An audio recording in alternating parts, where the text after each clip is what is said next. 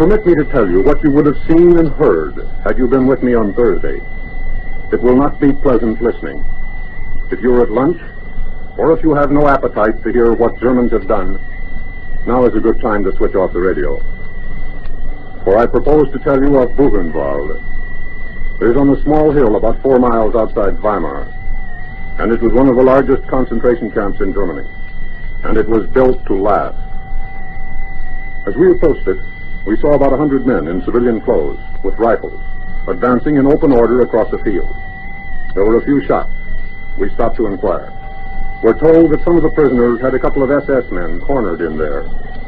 We drove on, reached the main gate. The prisoners crowded up behind the wire. We entered. And now let me tell this in the first person, for I was the least important person there, as you shall hear. There surged around me an evil-smelling horde. Men and boys reached out to touch me. They were in rags and the remnants of uniforms. Death had already marked many of them, but they were smiling with their eyes. I looked out over that mass of men to the green fields beyond, where well-fed Germans were plowing. A German, Fritz Kirchheimer, came up and said, "May I show you around the camp? I've been here 10 years. An Englishman stood to attention saying, "May I introduce myself? Delighted to see you. And can you tell me when some of our blokes will be along?" I told him soon, and asked to see one of the barracks. It happened to be occupied by Czechoslovakians. When I entered, men crowded around, tried to lift me to their shoulders. They were too weak. Many of them could not get out of bed. I was told that this building had once stabled 80 horses.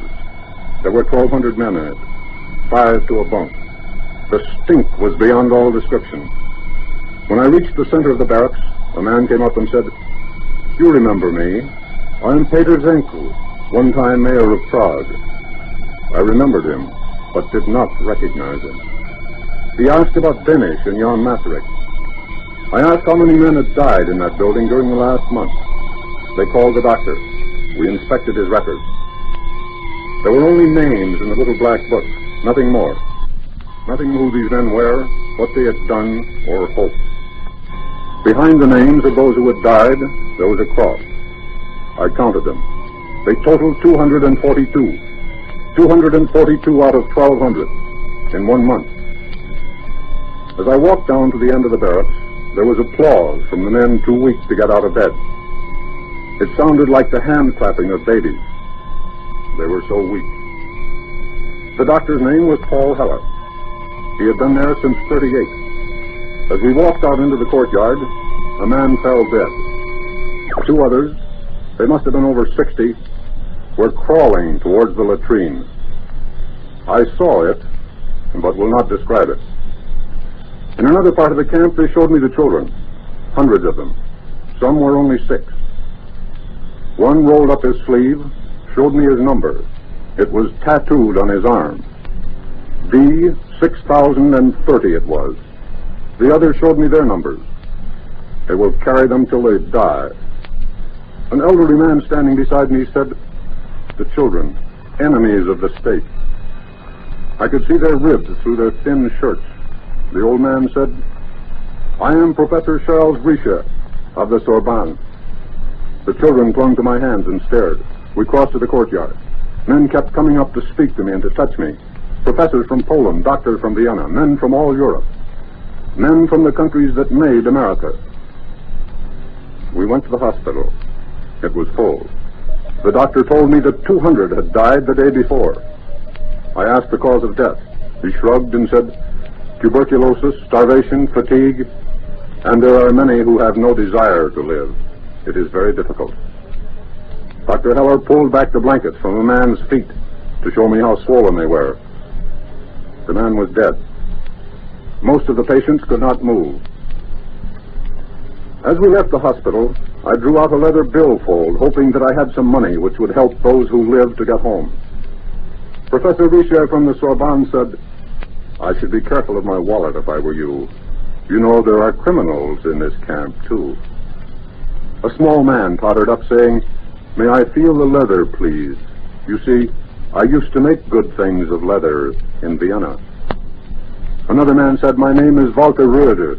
For many years I lived in Joliet. Came back to Germany for a visit, and Hitler grabbed me." I asked to see the kitchen. It was clean. The German in charge had been a communist, had been at Buchenwald for 9 years, had a picture of his daughter in Hamburg, hadn't seen her for almost 12 years. And if I got to Hamburg, would I look her up? He showed me the daily ration, one piece of brown bread about as thick as your thumb. On top of it, a piece of margarine, as big as 3 sticks of chewing gum. That and a little stew was what they received every 24 hours. He had a chart on the wall, very complicated it was. There were little red tabs scattered through it. He said that was to indicate each 10 men who died. He had to account for the rations, and he added, "We're very efficient here." We went again into the courtyard, and as we walked, we talked. The 2 doctors, the Frenchman and the Czech, agreed that about 6,000 had died during March. Kirchenheimer, the German, added that back in the winter of '39, when the Poles began to arrive, without winter clothing, they died at the rate of approximately 900 a day. 5 different men asserted that Buchenwald was the best concentration camp in Germany. They had had some experience of the others. Dr. Heller, the Czech, asked if I would care to see the crematorium. He said it wouldn't be very interesting because the Germans had run out of coke some days ago and had taken to dumping the bodies into a great hole nearby.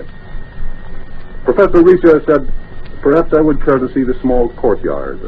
I said yes. He turned and told the children to stay behind. As we walked across the square, I noticed that the professor had a hole in his left shoe and a toe sticking out of the right one. He followed my eyes and said, "I regret that I am so little presentable, but what can one do?"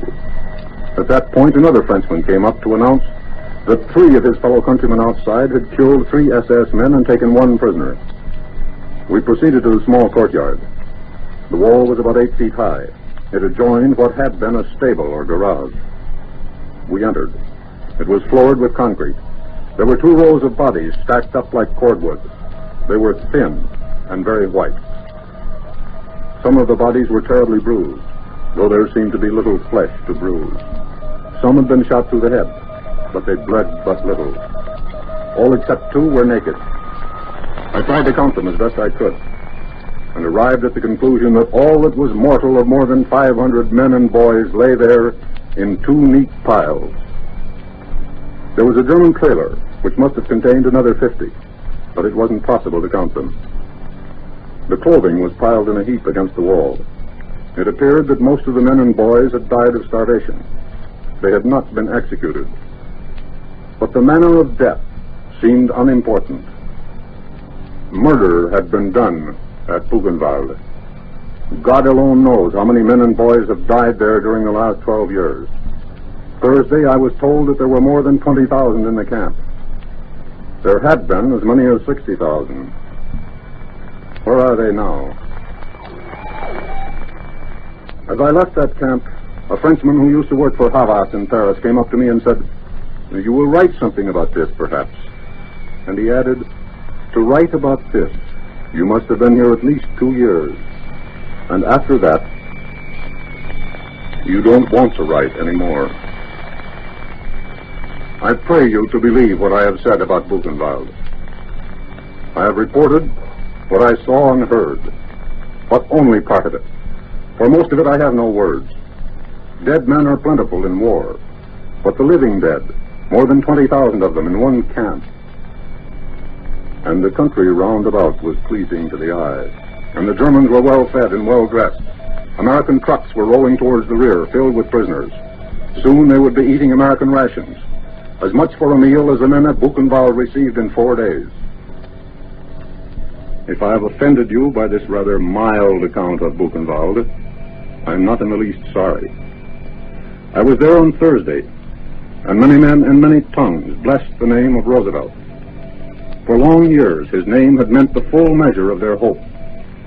These men, who had kept close company with death for many years, did not know that Mr. Roosevelt would, within hours, join their comrades who had laid their lives on the scales of freedom.